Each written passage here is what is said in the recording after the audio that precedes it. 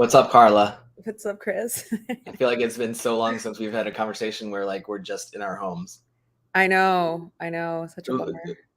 Go ahead and relist all of the places that you've been in the last several weeks. Let's start with South by, so Austin, San Diego, Atlanta, back to San Diego, South Florida. I think that's it. Oh, that's right. For now. Yeah. While we were in San Diego for ASU GSV, there was another event that I usually try to attend if there's not a pandemic, of course, and if I'm not somewhere else in the world. And that's this Shark Tank business plan competition that happens at the Met School in Providence. Awesome. I've heard about that through other alum, like Laura. Yeah, so we're super excited because our guests today will have competed in that because it happened, I think, last week. Okay. It's such a fantastic thing. So make a point, if our schedules don't collide with something else in a future year, let's go out to this together because I really love it. I went the first time I went, I had been on the job at Big Picture for 3 weeks. And to go to this and get an in-depth, immediate understanding of what Big Picture and what the Met and what the E-Center are all about. I mean, you could learn about it by having someone describe it to you, but it's better, I think, to learn about it by actually being in the room while the competition is happening. Yes. And I haven't been to the Motherland yet. I call them at Providence the Motherland, but I have yet to go. So super excited. Another place that you should get to soon. Yeah. Without further ado, because I know that they're waiting, I'd like to introduce a number of students that were in the competition, as well as Jodie Woodruff, who runs the E-Center at the Met. Hey, everyone. Hi. Welcome. How's everybody doing today? Pretty good. Jodie, I recognize the space because I've had the pleasure and honor of being in it, but you are in the E-Center building right now, right? Yeah, we are. What is that? So my name is Jodie Woodruff. I'm the director of the Center for Innovation and Entrepreneurship, and it's actually the first freestanding entrepreneurship center for a public high school in the country. And these students here are pretty excited to share their stories today. We have 36 students a year go through what we call E360. E360 is our business writing course, where they come in with an idea or don't, and we get to one and talk about, a lot of times it's not that aha moment. There's real strategy in coming up with ideas and what that opportunity could bring. And we take the students through a 90-hour course. And we've just ended that end of March. And you're right, Chris, last Wednesday was our 16th annual business plan competition. Wow. And E360 is very competitive. We had 123 applications this year. We took 36 students. They all participated in some way in the competition. But throughout the course, and then early March is where all students do the culminating event. And that is taking all that they've learned, talking about their numbers, explaining their numbers, talking about why it's an opportunity, how it fits, and how they could monetize. And if they can understand all that and it's feasible based on their own knowledge, skills, resources, network, then they can take that a bit further. And they actually present their full plans to private investors at our business plan competition. So if you think Shark Tank, it's definitely along the lines of Shark Tank with real businesses, real investors, real questions they have to answer on the spot. Through a 4-minute pitch, the judges have 3 minutes for Q&A. This year we were really excited because we've had a relationship with Jamie Simonoff for the 16 years that we've been doing this. And if you don't know, Jamie invented Ring. Wow. You can see who's ringing your doorbell. And we knew him before that even, as he's a serial entrepreneur. And he came in as a special guest this year. So we had our own shark at our Shark Tank. That was pretty exciting for the kids, cool. Certainly for me as well. Over the years, we have 27 alumni out making a living from the businesses they started here in E360. Carla, you know a couple of them. Laura Martinelli and Noah Salem were both, I don't want to say winners because I feel like many of your students, whether they won or didn't win, get investment funds out of this. But those are a couple of students, Carla, that I know that you know have been through this. What? Jose? Yeah. Jose? That's right, Jose. Yeah. Right. Yeah, so we certainly have some alumni out there, like I said, making a living off what they started in high school. That's pretty exciting for us.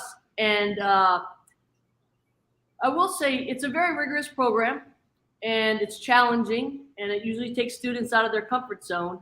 But the things that they learn, whether they ever go into business or not, is really that mindset around what every entrepreneur has. And that's like, don't give up, be perseverant, be creative, be a problem solver, be flexible.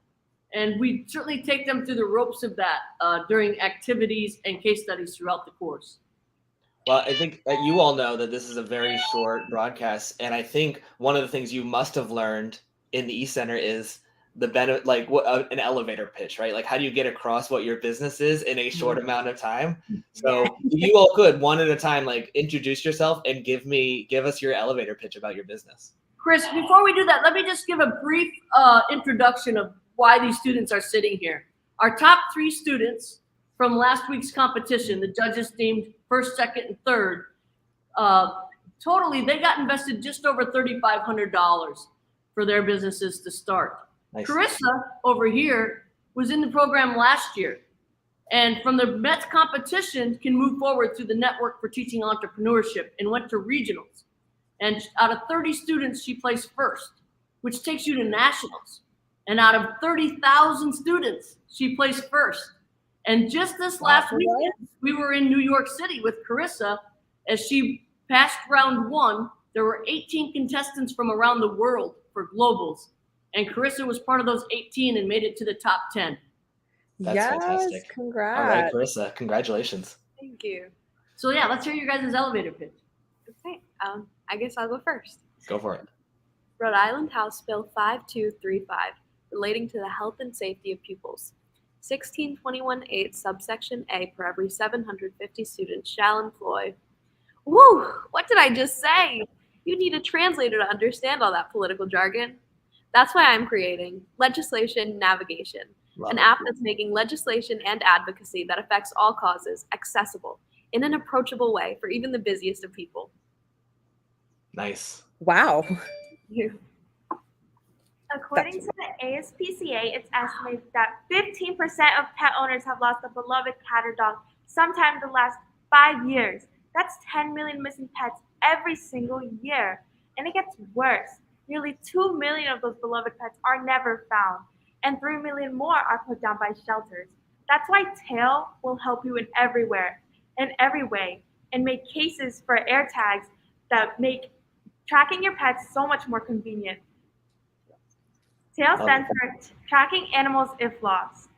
Ooh. Right. Yes. Thank you. Smell, movement, pacing, fidgets, repetition, and words from loved ones. What do all these things have in common? All these things are people use around the world to relieve their anxiety. And I say relieve because anxiety can never be cured. Only 1 in 5 children around the world receive the proper care for their anxiety.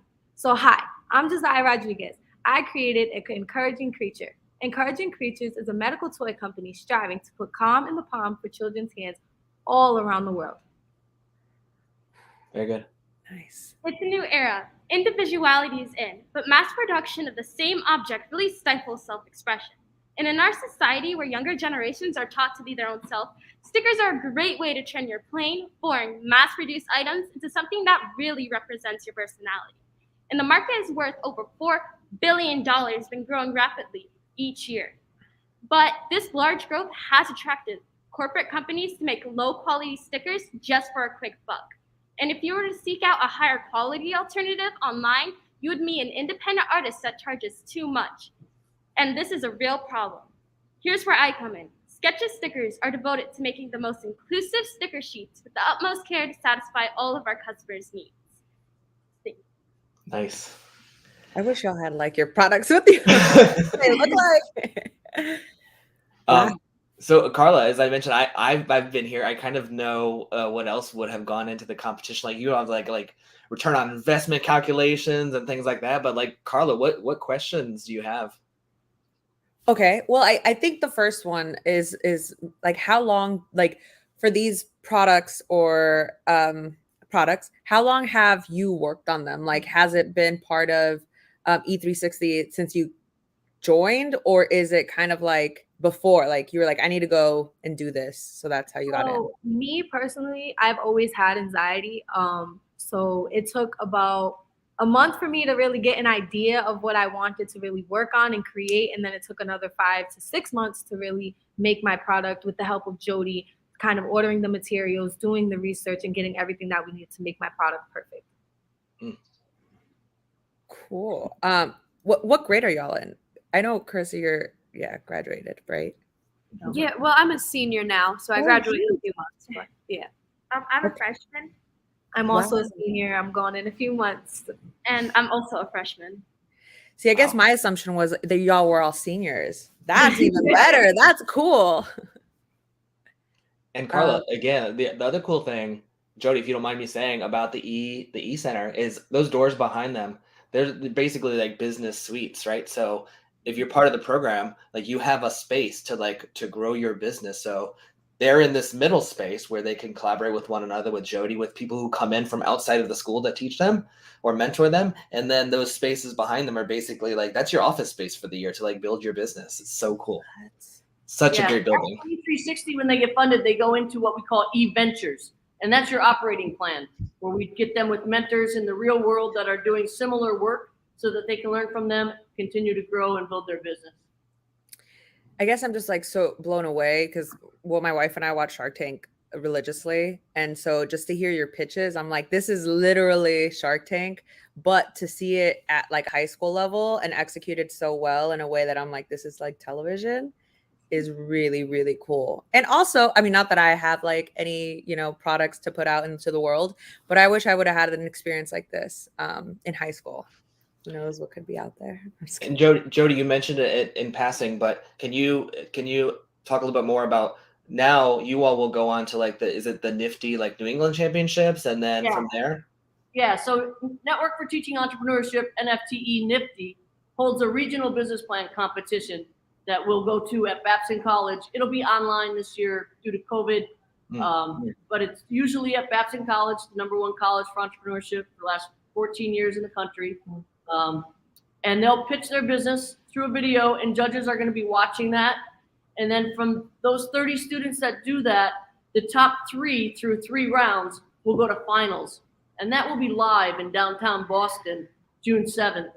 And from the finals, one person is picked to go to the national competition, where again, there'll be about 30 people at nationals out of the 20,000, 30,000 in the country. And that top person from nationals goes on to compete among 18 of the 200,000 students Nifty has around the world. And Jodie, let's not be humble. How many Met students have gone on to the national? The one who has. Sure. So in our 16 years, 14 years, we've placed in the top 12 at nationals, and we've won twice, which happens to be back-to-back the last 2 years. And this was the first year for globals. So far, we've placed in the top 10 at globals. So just being naive, Carissa, you won what Jose had won the year before. Okay. Yeah. Terrific. So fantastic. Yeah. So Carissa won the national competition out of 30,000 students. That's terrific. Yeah. That's incredible, y'all. Gosh, this was an elevator pitch of an episode. So thank you all for your brief time. I do want to come and learn more from you. I think I will probably make a trip out to the Met, if not this spring, definitely the fall. I know there's some seniors, so I don't want to miss out on meeting you all, but it's we'd love to have both of you. Thank you, Chris. Yeah. Oh, and Jodie, you had mentioned offline, if folks do want to watch the competition, which has already happened, it's been recorded and can be seen at themethighschool.org. Yes, absolutely. It's the first thing you'll see when you go on our website at themethighschool.org. It'll say watch the business plan competition. And it's really great. We included 21 alumni this year. Wow. That share little pieces of their story out in the real world from the work that they've done here. Fantastic. Thank you all for your time. Thank you. Thank you. Yep. All right, Carla. Yes. You got to get there, right? You have to come to the competition. I do. We have to and do a live Cup of Joy there. Okay, it's in the books, right? Next April, live Cup of Joy Cafe from the E Center while the competition is going on. Let's do it. Jodie, I know you can still hear me, so that commitment is recorded. We are coming to it next year. We're excited. All right, Carla. Hey, it's Monday. It's Have a great Monday. week, whether you Thank want you. to or not. Yes, the choice is yours. The choice is yours. I'll see you soon, and we'll see you all on Thursday for the next episode of Cup of Joy Cafe. See ya. Bye.